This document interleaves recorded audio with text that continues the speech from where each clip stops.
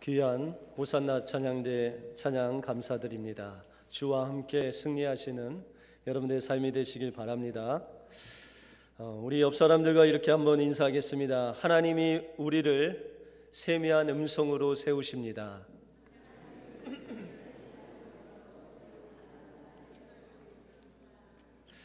하나님께서 세미한 음성으로 여러분들 세워주실 줄 믿습니다.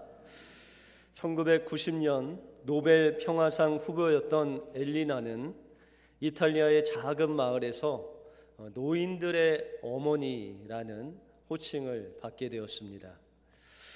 그녀는 언제나 자신의 상황 속에서 왜라는 의문을 갖지 않았습니다. 그가 일찍이 중국 선교사로 헌신했지만 그가 그 선교하는 가운데 폐결핵이 걸려서 이제 고향으로 돌아오는 그런 일을 겪었습니다. 그런 상황 속에서도 하나님 왜 저를 이렇게 폐결핵을 걸리게 하셔서 제가 하나님의 그 선교 사역을 못하게 하셨습니까? 라고 묻지 아니하시고 하나님께서 주님 이렇게 병든 저에게 무엇을 원하십니까? 라고 그렇게 하나님 앞에 기도했습니다. 그리고 시골에서 열심히 농사를 지어서 그 농사 지은 것으로 중국 선교비를 보냈습니다. 하루는 이 탈곡기를 통해서 이제 추수를 하는데 그만 오른손이 그 탈곡기에 들어가는 바람에 오른손 손가락이 다 잘렸습니다. 그때도 이 엘리나는 하나님을 원망하지 않고 왜라는 질문 대신에 하나님 이제 오른손 없이 저에게 무엇을 원하십니까? 라고 하나님 앞에 기도했습니다.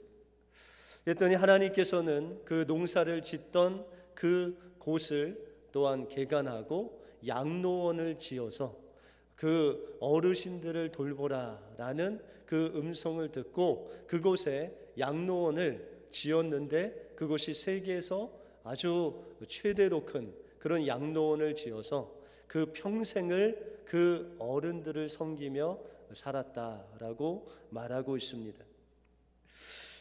우리가 당한 시험들은 우리를 무너뜨리기 위해서 주님이 주신 것이 아니라 우리를 세우시고 더 능력으로 붙들기 위해서 하나님께서는 이런 어려움도 우리에게 허락하신다는 것입니다.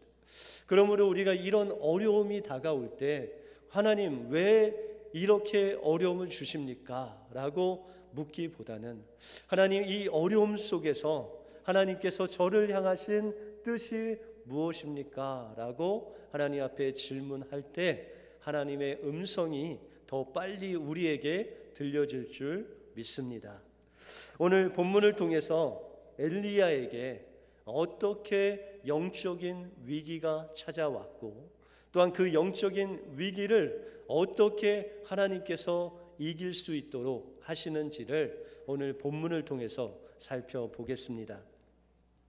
먼저 우리는 인간의 말이 아닌 하나님의 말씀을 받아들일 때 영적인 위기를 극복할 수 있습니다. 엘리야가 갈멜산에서 바알 선지자와 아세라 선지자 850인과 싸워서 불을 내리게 함으로 인해서 그가 승리하게 되었습니다. 그래서 그는 이 바알과 아세라 선지자 850인을 기손 시내에 데리고 가서 모두 죽이게 됩니다. 그리고 그는 거기에 멈추지 아니하고 갈멜산 꼭대기에 올라가서 하나님 앞에 7번 기도합니다. 그때 하나님께서는 손바닥만한 구름을 일으켜 주셔서 그 기도의 응답으로 그 비를 주셨습니다. 이와 같이 이 엘리야는 하나님 앞에 불로 응답받고 또한 비로 응답받는 위대한 선지자였습니다. 그런데 오늘 본문에 보시면 이 위대한 선지자 엘리야가 단지 이 여인 한마디의 말을 그 마음속에 받아들임으로 인해서 그에게 영적인 위기가 찾아오는 것을 우리가 볼 수 있습니다. 오늘 2절에 보시면 이세벨이 사자를 엘리야에게 보내어 이르되 내가 내일 이맘때에는 정녕 내 생명으로 저 사람들 중 한 사람의 생명과 같게 하리라 라고 이렇게 말하고 있습니다. 다시 말해서 엘리야, 너를 내일까지 잡아서 내가 내 생명을 취하겠다, 너를 죽이겠다 라고 이 이세벨이 협박했다는 것입니다.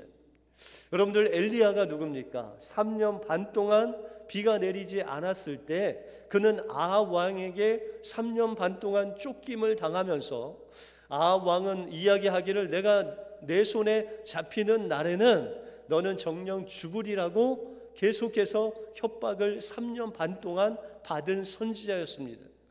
그럼에도 불구하고 이 엘리야는 그 아합의 그 협박의 말을 그 마음속에 받아들이지 아니하고 그는 하나님의 말씀을 부여잡았습니다. 그리고 하나님을 바라봤습니다. 그럴 때는 그는 그 아합에게 도망하지만 그러나 하나님께서 약속을 이루실 그 비전을 바라보았다는 것입니다. 그런데 오늘 이 엘리야는 이 이세벨이 말한 그 협박의 말을 그 마음속에 받아들이자 그에게 영적인 위기가 찾아왔다는 것입니다. 로마서 10장에 보시면 믿음은 들음에서 나고 들음은 하나님의 말씀으로 말미암았느니라 라고 말씀하고 있습니다. 이 엘리야가 하나님의 말씀을 듣고 그 하나님의 말씀을 믿음으로 그는 담대함으로 하나님 사역을 감당하고 있었습니다. 그런데 그가 하나님의 말씀을 들은 것이 아니라 이 이세벨의 그 협박의 말을 그 마음속에 듣고 받아들임으로 인해서 그에게 영적인 위기가 몰려왔다는 것입니다. 로마서 8장에 보시면 육신의 생각은 사망이요 영의 생각은 생명과 평안이라고 주님은 분명히 우리에게 말씀하고 있습니다. 엘리야가 영의 생각, 하나님 생각에서 육의 생각으로 벗어나는 그 순간에 그는 영적인 위기가 찾아온 것입니다. 그래서 그는 그 이세벨의 말을 듣고 사왕과 함께 그는 도망하게 되었습니다. 그리고 하룻길을 자기 혼자 그 광야 속에 들어가서 로뎀 나무 아래서 그는 죽기를 구합니다. 여러분들, 이 엘리야가 그렇게 하늘에서 불로 응답을 받고 비로 응답을 받고 하나님의 놀라운 능력을 체험했음에도 불구하고 그가 왜 로뎀 나무 아래 누워서 죽기를 구했습니까? 그것은 바로 사람의 말을 그 마음속에 받아들였기 때문입니다. 그리고 그 사람의 말을 받아들였을 때 그는 완전히 자기 중심적인 사람으로 변화되었습니다. 하나님, 나만 열심히 하나님의 일을 했는데 모든 선지자들이 다 죽고 하나님 나만 남았습니다. 이제 나의 생명을 찾으러 저들이 오니 하나님, 저는 죽기를 구합니다 라고 그렇게 엘리야가 하나님 앞에 부르짖고 있다는 것입니다. 여러분들, 우리가 하나님의 말씀을 바라보고 이 영적인 눈이 열렸을 때에는 하나님을 바라보고 하나님의 비전을 갖고 담대히 세상을 이길 수 있지만, 그러나 우리 마음속에 인간의 말을 받아들이고 세상을 바라보고 환경을 바라보면 하나님을 바라볼 수 있는 그 영적인 눈이 닫혀 버린다는 것입니다. 그 순간 우리에게는 영적인 위기가 찾아온다는 것입니다. 그랬을 때 하나님께서는 엘리야에게 말씀하시기를 내가 바알에게 무릎 꿇지 않는 7,000명을 남겨두었다라고 말씀하고 있습니다. 여러분들, 엘리야 혼자 남은 것이 아니라는 것입니다. 여러분들, 엘리야가 그 갈멜산에서 850년의 그 바알과 아세라 선지자와 싸울 때에도 그는 혼자가 아니었습니다. 하나님이 그와 함께하여 주셨습니다. 바알 선지자와 아세라 선지자뿐만 아니라 이스라엘 백성 전부가 다 바알을 섬겼습니다. 그래서 엘리야가 그때 생각하기를 나 혼자라고 생각할 수 있음에도 불구하고 그는 하나님이 함께 하심으로 하나님의 만군의 여호와의 이름으로 하나님 앞에 간구할 때 불로 응답받은 위대한 선지자였습니다. 그리고 3년 반 동안 내리지 않던 그 비를 향해서 하나님 앞에 간구하며 7번이나 기도할 때 비가 소낙비가 내려서 정말 홍수가 날 정도로 그렇게 물에 잠길 정도로 하나님의 응답을 받을 때도 그 비로 응답하신 분이 엘리야가 아니라 바로 엘리야가 그토록 부르짖었던 하늘의 하나님, 우리의 하나님을 통해서 비가 내린 것입니다. 그러므로 이 엘리야에게 응답하신 그 하나님은 언제나 엘리야와 함께 있었다는 것입니다. 그러나 그가 사람의 말을 받아들이고 또한 하나님을 볼 수 없게 됨으로 인해서 그는 더 이상 하나님과 함께하는 그 놀라운 역사를 체험하지 못했다는 것입니다. 구약에 보시면 소돔과 고모라 땅이 그 죄로 인해서 망한 것 같지만, 그러나 아브라함을 통해서 하나님께서 말씀하시기를 그 소돔과 고모라 땅에 의인 10명만 있었으면 내가 그들을 멸망치 않겠다고 단호하게 말씀하시는 하나님의 음성을 우리가 들을 수 있습니다. 소돔과 고모라 땅은 죄악이 관영함으로 망한 것이 아니라 그곳에 하나님의 말씀을 듣고 그 말씀으로 믿음에 응답하는 그 의인 10명이 없어서 망했다고 말씀하고 있다는 것입니다. 하나님께서는 이 이민 생활, 이 어려운 생활 속에 살아가는 우리에게도 나타나셔서 말씀하십니다. 너는 사람의 말을 듣지 아니하고 바로 하나님의 말씀을 듣고 믿음으로 응답하라고 말씀하고 있다는 것입니다. 우리가 하나님 앞에서 어떠한 위기의 순간이 있을지라도 하나님께서 원하시는 의인의 모습과 같이 하나님의 말씀을 믿고 그 말씀대로 믿음으로 영적인 눈을 떠서 하나님을 바라볼 때 우리는 우리의 닥친 어떠한 상황 속에서도 믿음으로 승리할 수 있다는 것입니다.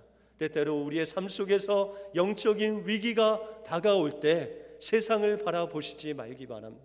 여러분들 사람의 말을 듣지 아니하시길 바랍니다. 오직 하나님께서 여러분들에게 약속하신 말씀을 듣고 여러분들의 마음을 주님께 활짝 열 때 하나님께서는 여러분들을 하나님의 귀한 일꾼으로 세워 주실 것입니다. 하나님의 그 음성을 듣고 세움을 받는 여러분들의 삶이 되시길 바랍니다. 두 번째로 영적인 회복은 하나님께 가까이 갈 때 시작됩니다. 엘리야는 이세벨의 협박을 듣고 그는 주위 상황을 보았다고 말씀하고 있습니다. 오늘 3절 말씀에 보시면 저가 이 형편을 보고 일어나 그 생명을 위하여 도망하여 사왕과 함께 광야로 갔다라고 그렇게 말씀하고 있습니다. 여러분들 이 엘리야가 이세벨의 말을 듣고 그가 변한 것은 하나님을 바라보지 못하고 오늘 3절에 보니 이 형편을 바라보았다라고 말씀하고 있습니다. 그가 어떠한 상황 속에서도 그는 환경을 바라보지 않았습니다. 그가 동굴에 있을 때나 그가 숲풀에 숨어 있을 때나 그는 그 환경을 바라보지 않고 누가 남았고 누가 나를 쫓아오고 이런 것을 바라본 것이 아니라 하나님께서 비를 주실, 내가 이제 3년이 지나면 너에게 비를 내릴 것이다 라고 약속하신 그 약속하신 하나님을 바라보았다는 것입니다. 그러나 이제 이세벨의 말을 듣는 순간에 그의 영적인 시각이 닥치고 그는 이제 그 앞에 놓인 환경을 바라보게 되었다는 것입니다.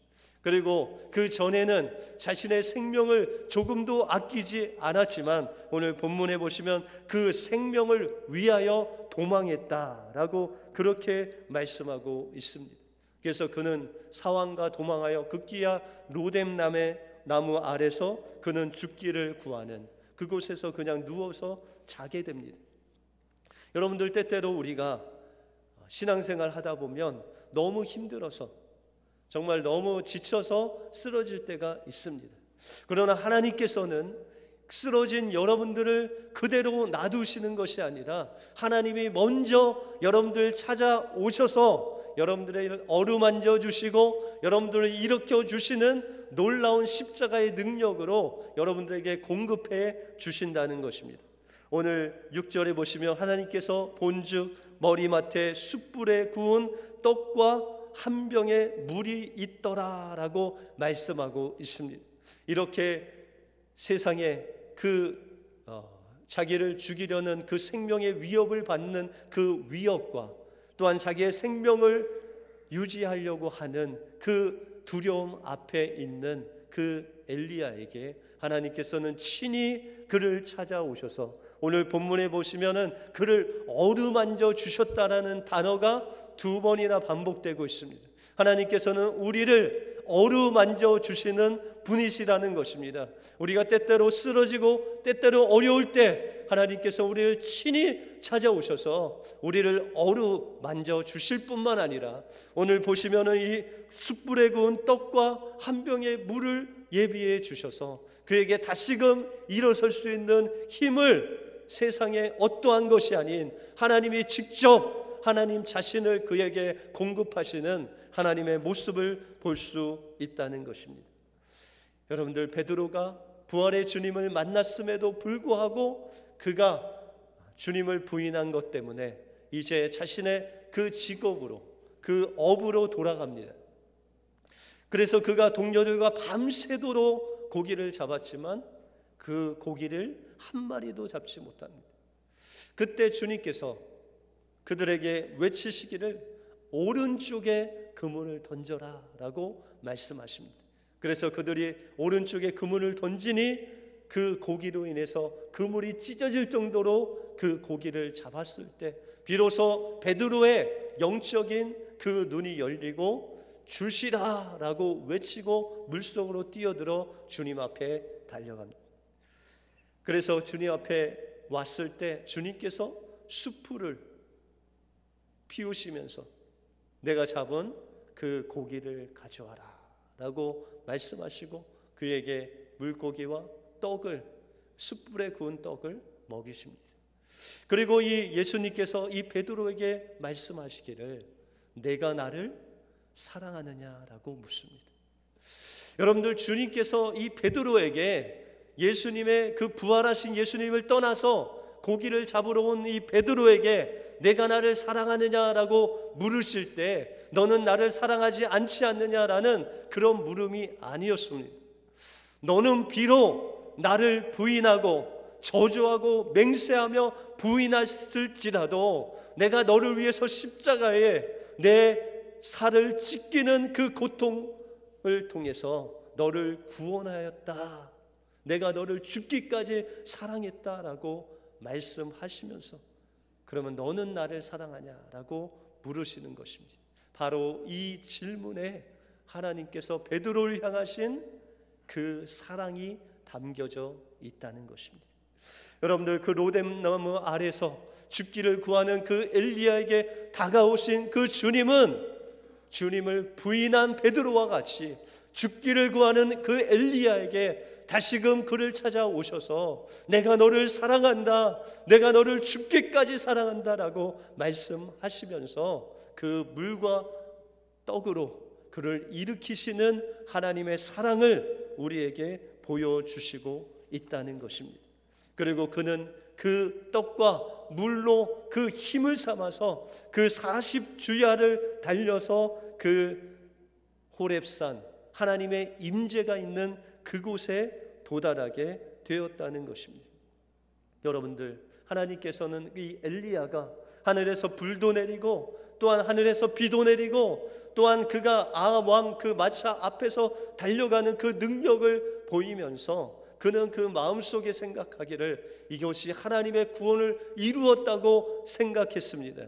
그러나 그것이 구원의 끝이 아니었고 그 이룬 것은 하나님께서 하신 것이었습니다. 엘리야가 한 것이 아니었습니다. 그러므로 하나님께서는 이 엘리야에게 자신의 모든 것을 내려놓고 하나님께서 주시던 그 능력으로, 그 십자가의 능력으로 달려가기를 원하셨던 것입니다. 그래서 히브리서 4장 16절에 보시면 그러므로 우리가 긍휼하심을 받고 때를 따라 돕는 은혜를 얻기 위하여 은혜의 보좌 앞으로 나갈지니라 라고 말씀하시고 있는 것입니다. 엘리야는 용서받을 수 없는 그런 사람이었습니다. 사랑할 수 없는 그 자리에 있었습니다. 그러나 하나님께서 그를 사랑하셔서 그에게 은혜를 주시고 하나님의 그 십자가의 능력으로 공급하셔서 그를 하나님이 있는 그 호렙산까지 인도하시는, 하나님의 능력으로 인도하시는 그 주님은 긍휼의 하나님이시라는 것입니다. 그 주님을 붙잡고 달려갔을 때 그는 주님을 만나게 되었고 다시금 하나님께서 주시는 그 소명을, 사명을 받게 되었다는 것입니다. 하나님께서는 영적으로 어려움을 당한 여러분들에게 그냥 내버려 두시지 아니하시고 하나님께서는 물과 떡으로 하나님의 그 십자가의 능력으로 하늘의 생명으로 여러분들에게 다가오셔서 그 하나님의 능력으로 하나님의 일을 감당케 하신다는 것입니다. 오늘도 우리의 힘으로, 우리의 능력으로 하나님의 일을 하는 것이 아니라 하나님이 주신 그 십자가의 능력으로 하나님 앞에 세움 당하시는 귀한 일꾼이 되시길 주님의 이름으로 축원드립니다. 마지막으로 영적인 회복은 하나님의 세미한 음성으로 완성됩니다. 엘리야는 하나님의 만남을 통해서 자신의 교만함을 드러냅니다.